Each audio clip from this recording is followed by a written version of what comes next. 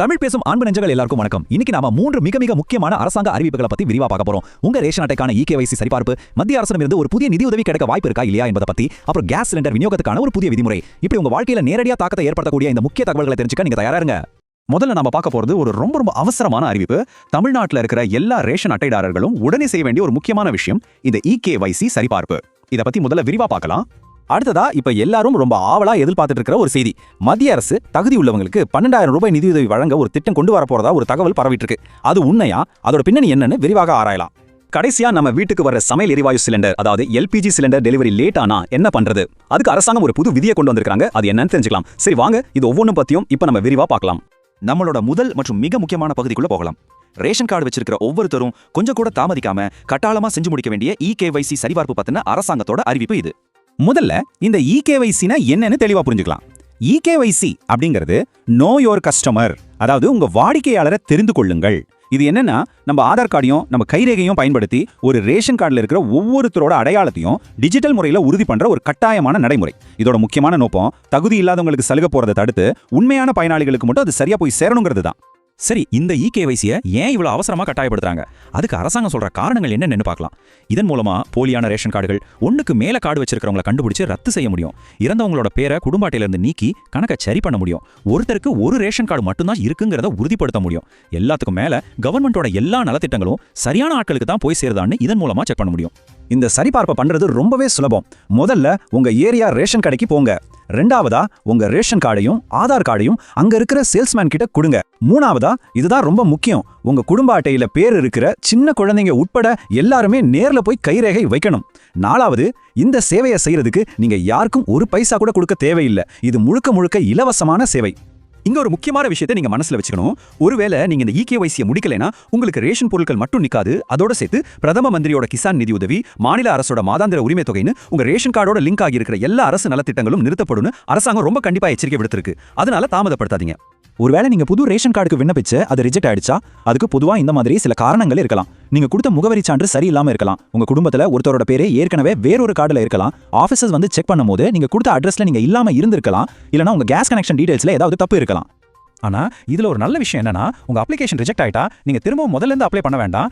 ஏன் ரிஜெக்ட் ஆச்சுன்னு காரணத்தை சரி பண்ணிட்டு டிஎன்பிடிஎஸ் வெப்சைட்ல போயோ இல்லனா 1967 நம்பருக்கு ஃபோன் பண்ணி கேட்டுட்டோ மறுபரிசீலனைக்கு மட்டும் விண்ணப்பிச்சா போதும்.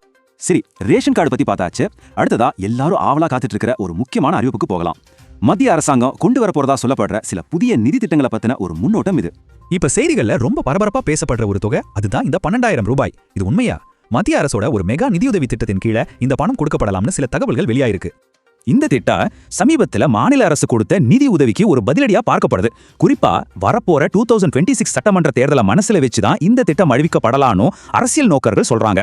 அப்போ இந்த 12,000 பணம் எங்க இருந்து வரும்? இது புதுசா கொடுக்குற பணமான்னு கேட்டா அப்படி இல்லைன்னு தான் தகவல்கள் சொல்லுது. ஏற்கனவே விவசாயிகளுக்கு கொடுக்க வேண்டிய பிஎம் கிசான் திட்டத்தோட நிலுவைத் தொகை, கேஸ் சிலிண்டர் மானியம், உர மானியம்னு மக்களுக்கு சேர வேண்டிய பழைய பாக்கி தொகைகளை எல்லாம் ஒன்னா சேர்த்து மொத்தமா கொடுக்குற திட்டம் தான் இதுன்னு சொல்லப்படுது. மத்திய அரசு கொண்டு வர போற இன்னொரு முக்கியமான மாற்றம் தான் இந்த யூரோபி. இது ஒரு டிஜிட்டல் வவுச்சர் சிஸ்டம். அதாவது இனிமேல் ரேஷன் கடையில நேரடியா பொருள் வாங்குறதுக்கு பதிலா உங்க மொபைல் நம்பருக்கு ஒரு டிஜிட்டல் டோக்கன் மாதிரி அனுப்புவாங்க. அதை வச்சு நீங்க பொருள் வாங்கிக்கலாம். குடும்பத்துல எத்தனை பேர் இருக்காங்கன்றத பொறுத்து இந்த வவுச்சரோட மதிப்பு 1000 ரூபாயிலிருந்து 2,500 ரூபாய் வரைக்கும் இருக்கலாம்னு எதிர்பார்க்கப்படுது. அப்போ இந்த ஈரூபி முறையால மக்களுக்கு என்ன நன்மை? இந்த வவுச்சரை பயன்படுத்தி நீங்க ரேஷன் கடையில மட்டும் இல்ல, வெளியில இருக்கிற கடைகள்ல கூட பொருள் வாங்கிக்க முடியும். அது மட்டும் இல்ல, தேவைப்பட்டா இந்த வவுச்சரை உங்க பேங்க் அக்கவுண்ட்ல நேரடியா பணமாவே மாத்திக்கிற வசதியும் இருக்கும்.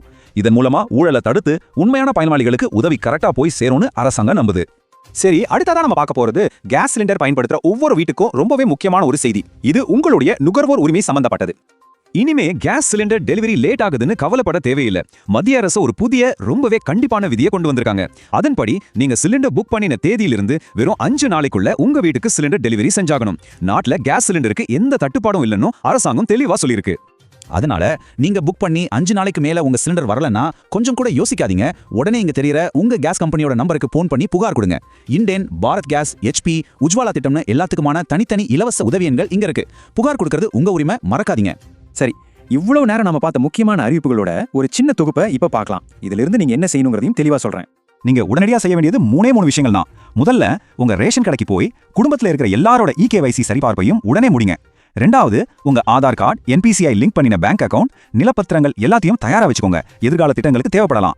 மூணாவது, கேஸ் சிலிண்டர் டெலிவரி லேட் ஆச்சுன்னா புகார் கொடுக்க இந்த உதவி எண்களை உங்க போன்ல இப்பவே சேவ் பண்ணி வச்சுக்கோங்க. இந்த எல்லா அறிவிப்புகளும் நம்மள ஒரு முக்கியமான கேள்வி கேட்க வைக்குது.